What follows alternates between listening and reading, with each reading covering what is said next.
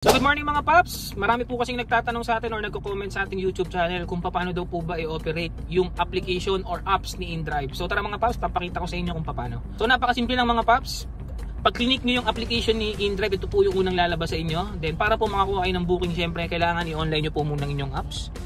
Ayan, then ayan po yung mga bookings na lalabas sa inyo, lalo na po kung nasa magandang area kayo.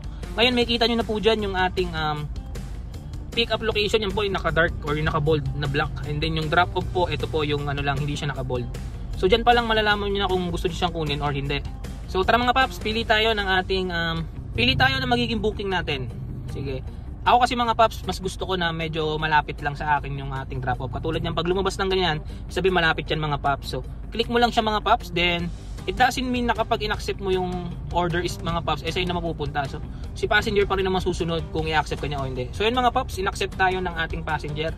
So, meron siyang time limit. Ibig sabihin, sa loob po dapat ng oras na lumabas dyan, dapat nandurong ka na sa pick-up location para po hindi bumaba yung performance mo kay InDrive. So, kapag nandun ka na sa pick-up location mga paps, just click I'm here lang. So, yun lang mga paps. Sana may natutunan kayo sa akin ngayong araw.